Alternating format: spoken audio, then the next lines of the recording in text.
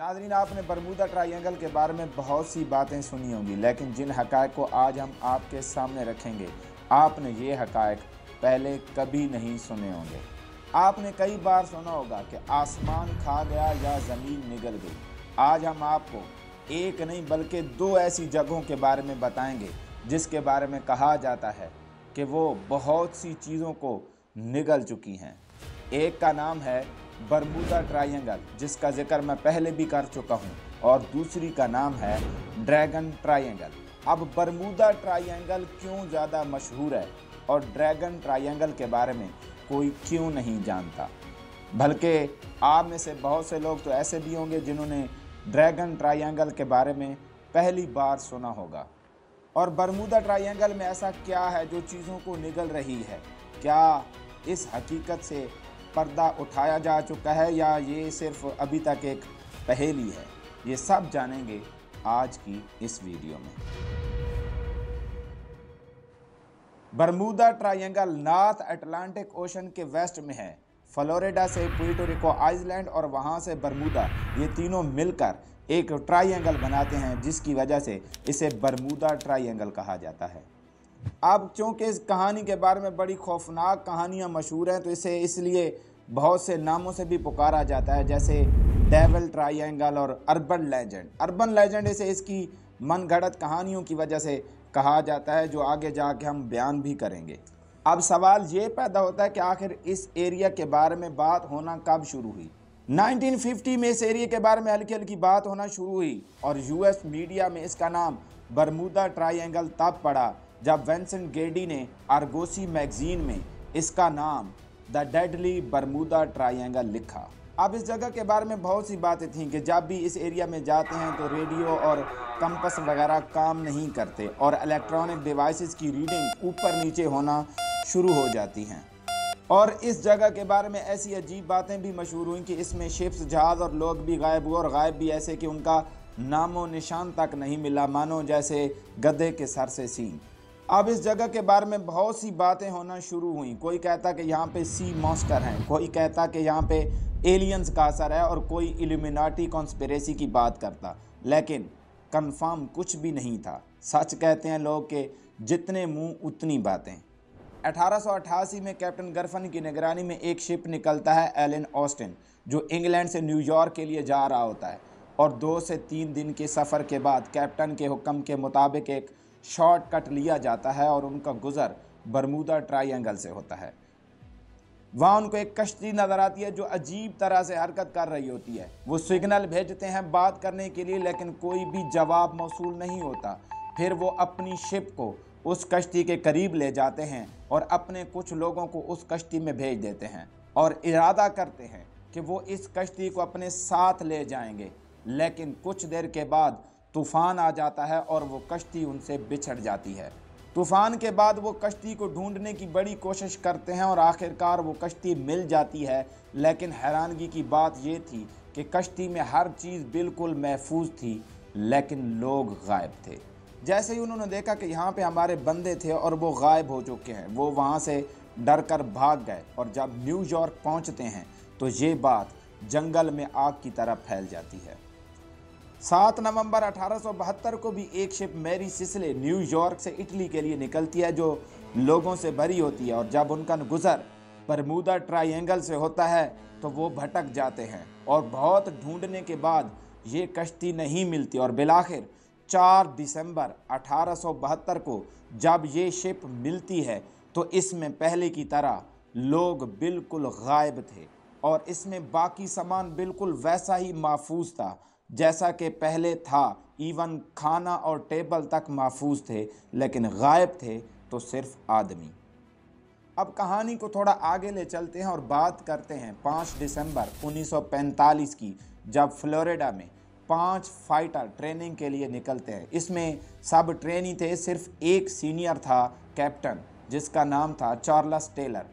उनका इरादा ये था कि ये फ्लोरिडा से निकलेंगे, चिकन कॉक एक जगह है, वहाँ पे एटॉमिक बॉम्ब करेंगे, वहाँ से ग्रैंड बामा जाएंगे और ग्रैंड बामा से फ्लोरिडा के बेस पर उतर जाएंगे। और जब ये निकलते हैं तो मौसम बिल्कुल साफ़ होता है, लेकिन फ़्लाइट के 2 घंटों के बाद अचानक मौसम ख़राब होने लगा है और टेलर कहते हैं कि हम अपना मिशन पूरा किए बगैर ही वापस जाएंगे। चार्ल्स ने कंपस निकाला तो कंपस ख़राब। चार्ल्स ने दूसरा कंपस निकाला, वो भी ख़राब। चार्ल्स ने अपनी टीम से राब्ता किया, उनके कंपस भी ख़राब। और फिर अचानक उनका राब्ता बेस से ख़त्म हो जाता है। इस जहाज़ को ढूंढने के लिए एक और जहाज़ भेजा जाता है, लेकिन कुछ देर के बाद वो जहाज़ भी गायब हो जाता है। लेकिन उसका एक आखिरी मैसेज मौसूल होता है कि उसने 100 फुट की ऊंचाई पर कुछ जलता हुआ देखा है। और यही बात क्रिस्टोफर कोलंबस भी कह चुके हैं। 1942 में जब कोलंबस का बरमूदा ट्रायंगल से गुजर हुआ तो वो कहते हैं कि कंपस ख़राब है, कंपस काम नहीं कर रहा और हम रास्ता भटक गए हैं। लेकिन कैंडल की तरह एक रोशनी आसमान से गिर रही है। लेकिन एक ऐसे आदमी भी हैं जो बरमूदा ट्रायंगल की जद में आकर भी बच निकले, जिसका नाम था ब्रूस गर्नान।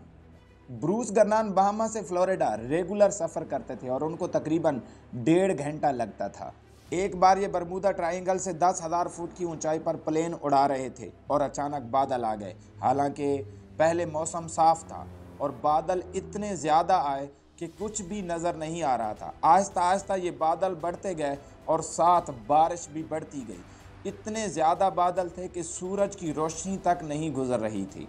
और फिर आहिस्ता आहिस्ता इस प्लेन ने काम करना छोड़ दिया। ब्रूस कहते हैं कि ऐसा लगता था कि जैसे प्लेन को कोई एक्सटर्नल पावर्स कंट्रोल कर रही हैं। जब बादल हटे और उसने अपनी ज़मीनी टीम से राब्ता किया जो पहले ख़त्म हो गया था, तो हर कोई हैरान हो गया कि उसने ये सारा सफ़र सिर्फ 45 मिनट में तय किया, जो नाकाबिले यकीन था। बहामा से फ्लोरिडा 1 घंटा और 30 मिनट में ये फ़ासला तय हो सकता था, क्योंकि इस प्लेन की मैक्सिमम स्पीड 180 मील फ़ी घंटा थी।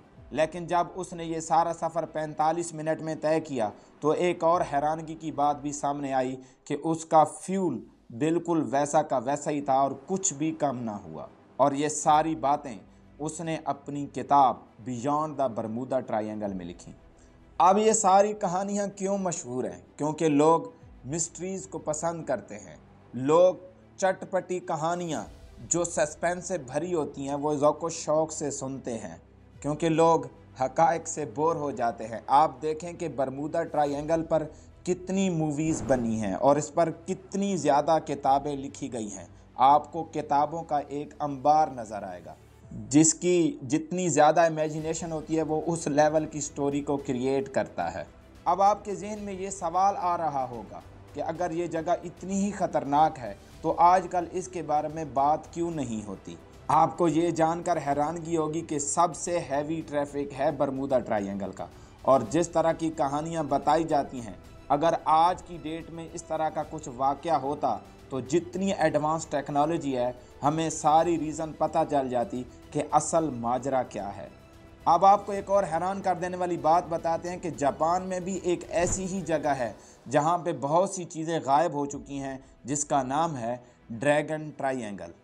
1945 में एक तैयारा A6MO जब इस ड्रैगन ट्रायंगल में गया तो वो बिल्कुल गायब हो गया, लेकिन उसका एक आखिरी मैसेज मौसूल हुआ। वो ये था कि something is happening in the sky is opening up. और इसके बाद आज तक इस तैयारे का पता नहीं चल सका। इसी ड्रैगन ट्रायंगल में एक अमेरिकन शिप भी 1980 में गायब हो चुका है, लेकिन ड्रैगन ट्रायंगल के बारे में कोई भी बात नहीं करता, क्योंकि ना तो इस पर कोई बुक लिखी गई है और ना ही कोई इस पर मूवी बनी है। हालांकि अगर देखा जाए तो ये दोनों एक ही लैटिट्यूड पर आते हैं। लेकिन अब मसले समझ में आते हैं कि बरमूदा ट्रायंगल और ड्रैगन ट्रायंगल जैसी जगहों में असल में होता क्या है। कहा जाता है कि बरमूदा में मीथेन गैस है जो पानी के साथ रिएक्ट करती है तो बबल बनते हैं, जिसकी वजह से पानी की डेंसिटी कम हो जाती है, क्योंकि जब एरिया बढ़ता है तो डेंसिटी कम हो जाती है और गैस के बनने से एरिया ज़्यादा हो जाता है। और नॉर्मली जिस डेंसिटी के हिसाब से शिप्स बनाए जाते हैं वो वहाँ सरवाइव नहीं कर पाते और डूब जाते हैं।